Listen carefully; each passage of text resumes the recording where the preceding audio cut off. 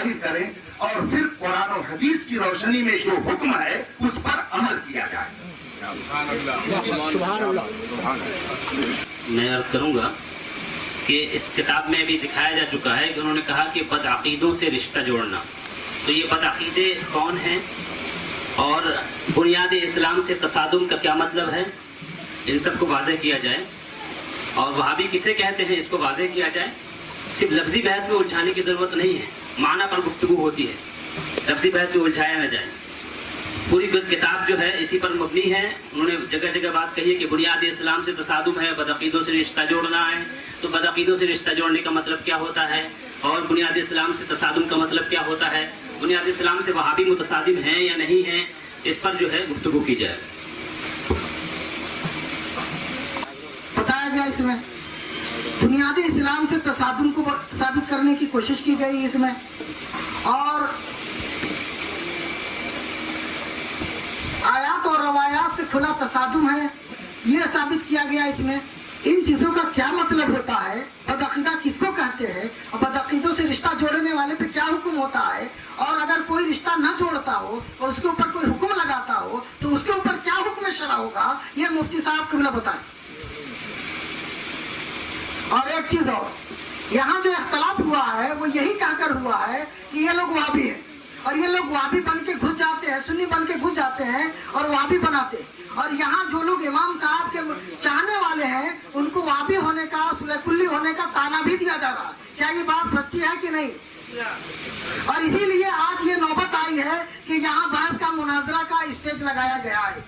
تو یہ آیا ہے اور ہر آدمی جانتا ہے کہ کیا الزام امام صاحب پہ لگا ہے اور امام صاحب کے پیر صاحب پہ لگا ہے، لہذا اس کو یہ ثابت کریں یا یہ کہے کہ ہم نے جو الزام لگایا وہ غلط ہے اور میں توبہ کرتا ہوں اور اللہ اور رسول کے لیے آپ کو اپنے سامنے میں سننے کہتا ہوں اور اپنا بھائی جانتا ہوں، اور آپس میں جو تفرقہ کیا ہے اس سے بھی وہ توبہ کرے۔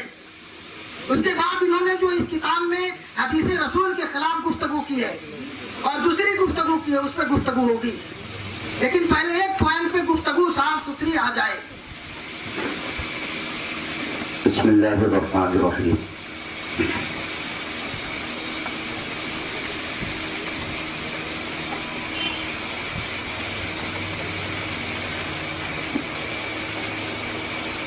گفتگو یہ چل رہی تھی کہ ان تینوں حضرات کو اس کتاب میں وہابی کا الزام لگایا گیا ہے، اور 4 مرتبہ کے وقت میں بھی وہ اپنی بات ثابت نہیں کر سکے۔ اس سے یہ بات واضح ہو گئی کہ یہ جھوٹ ہے، یہ سراسر الزام ہے۔ اب رہی یہ بات کہ بدعقیدہ لکھا اور اسلامی بنیادوں سے متصادم لکھا، تو اب اگر درسگاہ میں بیٹھ کر کے سمجھانے کا وقت ہوتا تو میں تفصیل سے سمجھاتا کہ بدعقیدہ وہابی بھی ہو سکتا ہے، شیعہ بھی ہو سکتا ہے، قادیانی بھی ہو سکتا ہے، تو بدعقیدے میں سب شامل ہیں۔ اگر آپ نے کسی کے بارے میں سن لیا کہ یہ حضرت سیدنا امیر معاویہ رضی اللہ تعالیٰ عنہ کی شان میں گستاخی کرتا ہے تو اس کو آپ کہیں گے کہ یہ بدعقیدہ ہے، لیکن کیا اس کے اوپر فوراً وہابی ہونے کا حکم لگتا ہے؟ لیکن آپ کہتے ہیں کہ یہ بدعقیدہ ہے۔ ایک شخص ایسا ہے کہ جو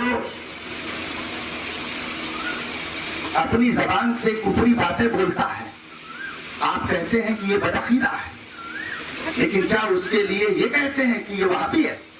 تو بدعقیدہ کا لفظ ایک عام لفظ ہے جس میں جو بھی اہل سنت و جماعت اور اسلام کے عقیدے کے خلاف کوئی بات کہے اس کے لیے بول دیا جاتا ہے کہ یہ بدعقیدہ ہے۔ تو آپ نے اگر یہ دعویٰ کیا ہوتا کہ اس کتاب میں ہمیں بدعقیدہ لکھا گیا ہے تو گفتگو اس اعتبار سے ہوتی ہے۔ ہر وہابی بدعقیدہ ہوتا ہے لیکن ہر بدعقیدہ وہابی نہیں ہوتا، دونوں میں عام خاص مطلق کی نسبت ہے، یہ لفظی بحث نہیں ہے۔ وہابی ایک فرقہ ہے यहाँ लफ्जी बहस नहीं हो रही है, सब इल्मी बहस हो रही है। हर वहाबी बदअकीदा है, लेकिन हर बदअकीदा वहाबी हो सकता है। वो बदअकीदा हो लेकिन कादियानी हो, बदअकीदा हो शिया हो, बदअकीदा हो देवबंदी हो, बदअकीदा हो बहाई हो, बदअकीदा हो महदवी हो, बदअकीदा हो जबरिया हो, बदअकीदा हो कदरिया हो, बदअकीदा हो मुर्जिया हो, बदअकीदा हो मुतज़िला हो। ये सब बदअकीदा में आते हैं। उसमें से एक शाख है वहाबी। तो अब अगर बदअकीदा लिखा तो आपको दावा उसी अंदाज से करना चाहिए था, लेकिन आपका दावा ये कि इस किताब में मौलाना नजमुल कादरी साहब ने ये इल्जाम लगाया कि वहाबी, और आपने 4 मरतबा की गुफ्तगू में इसको साबित नहीं किया, इसलिए ये झूठ है। और झूठ बोलने के बाद आदमी के ऊपर दयानतदारी के तौर पर, शरई तौर पर ये लाजिम हो जाता है कि वो अपनी किस बयानी से तौबा कर ले। अल्लाह के रसूल सल्लल्लाहु अलैहि वसल्लम इरशाद फरमाते हैं कि अगर तुमसे चुपके से कोई गुनाह हो जाए तो चुपके से तौबा कर लो, और अलल ऐलान कोई गुनाह हो जाए तो अलल ऐलान तौबा कर लो। तौबतु सिर्र बिस्सिर्र वल अलानियत बिल अलानिया। चुपके से गुनाह किया तो चुपके से तौबा कर लो ताकि कोई जानने ना पाए, और अगर अलल ऐलान कोई गुनाह किया है तो अलल ऐलान तौबा कर लो। इन्होंने इतनी बड़ी मजलिस में उस किताब के अंदर ये बताया कि ये लिखा है, हालांकि अभी तक वो दिखा नहीं सके। इस बुनियाद पर वो हमसे ये पूछे कि बदअकीदा किसको कहते हैं, वहाबी किसको कहते हैं। अगर इसको बताना है तो बहुत सारी किताबें रखी हुई है, उस पर गुफ्तगू होगी, लेकिन अभी तो आपने बहुत ही तुमतरार के साथ और बहुत ही जज्बे में आपने कह दिया था कि मुझको कहा गया इसलिए मैं मुनाजरे के लिए हाजिर हूँ। और क्या कहा गया, वहाबी। और आप अपनी किताब में जो आपके हाथ में है उसमें वो आप दिखा नहीं पा रहे हैं, इसलिए आपके ऊपर ये अखलाकी तौर पर और शरई तौर पर लाजिम है कि पहले आप इस गलत बयानी से तौबा करें और जो इल्जाम लगाया है उस इल्जाम से तौबा करें। उसके बाद में फिर अगर आप कहेंगे कि हम पर ये भी इल्जाम है तो उसका जवाब देना ये दूसरे फरीक की जिम्मेदारी होगी।